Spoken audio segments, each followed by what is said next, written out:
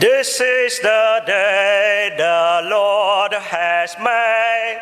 Let us rejoice and be glad.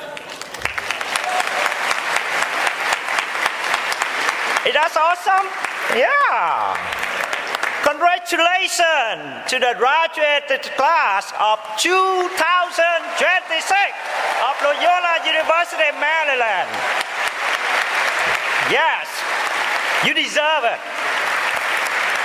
Today's gospel begins with the tender and powerful words of Jesus. Remain in my love. Love one another as I have loved you. Dear graduates, families, faculty, staff, alumni, and friends, it is a joyful and sacred day.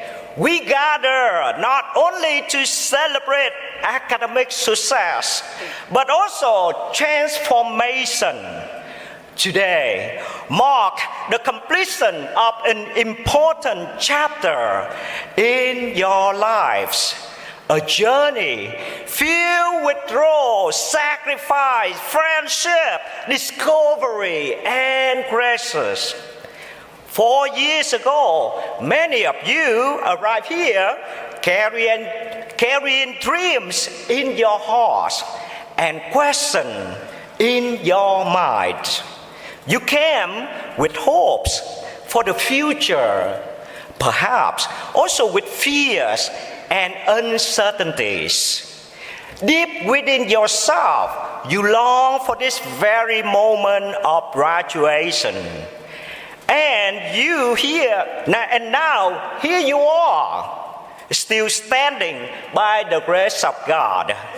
You have survived exams, deadlines, group projects, and Baltimore weather. That you alone deserve a diploma. But seriously, today is more than graduation. Today is a moment of gratitude.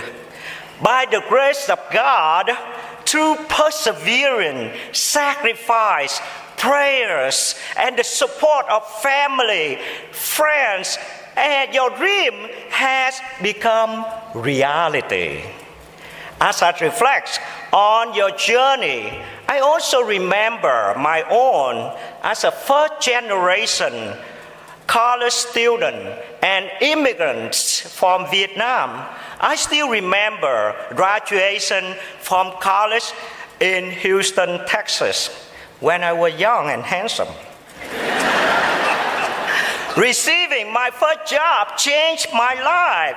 It's helped me support my family and rise from poverty. But even while pursuing success, I heard another voice deep within me, a quiet invitation from Jesus to serve others. That invitation eventually led me to join the Society of Jesus. Honestly, I never imagined that one day I would stand right here preaching at a baccalaureate mass. It is truly God's grace and God's surprising way of writing our stories. My dear graduates, during your years here, you receive much more than professional training. A Jesuit education is not simply about preparing students for career advancement. It is about forming the whole person, mind, heart, and soul. Last year, Father Arturo Sosa, Superior General of the Society of Jesus, confirmed Jesuit higher education must courageously sow seeds of hope, strengthen its apostolic solidarity, and renew its commitment to forming person for others, intellectually capable, spiritually grounded, and ready to transform a troubled world.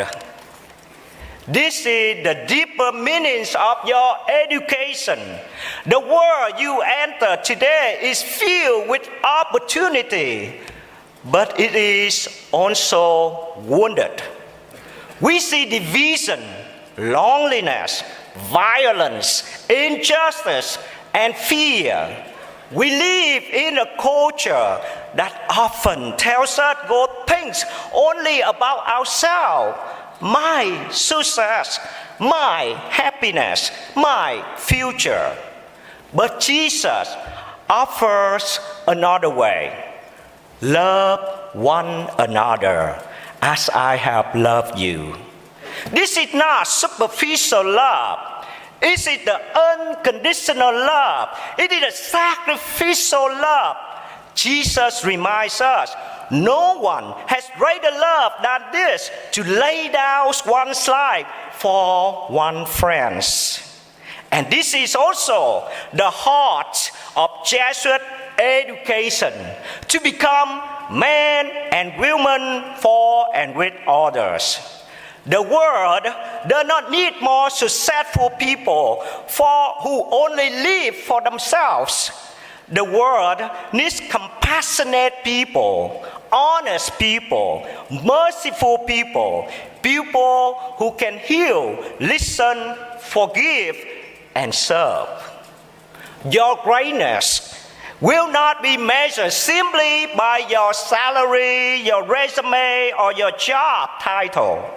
Your greatness will be measured by your love, by your mercy, by how you treat the poor, the forgotten, the lonely, the vulnerable. The prophet Isaiah reminds us what true greatness looks like. To lose the bond of injustice, to share your bread with the hungry, to bring the homeless poor into your house. This is the greatness to which Christ called you. Dear graduates, whenever life leads you next, graduate school, work, marriage, religious life, service, or uncertainty, remember these simple words. Remain in Jesus. Do not lose your soul only in the pursuit of success. Stay close to Christ. Love one another as Jesus has loved us. Go forth to bear fruit that will last. Saint Ignatius once challenged his companions to go forth and set the world on fire. Today, the mission belongs to all of you. Set the world on fire, not with anger or division, but with faith, compassion, justice, mercy, and hope.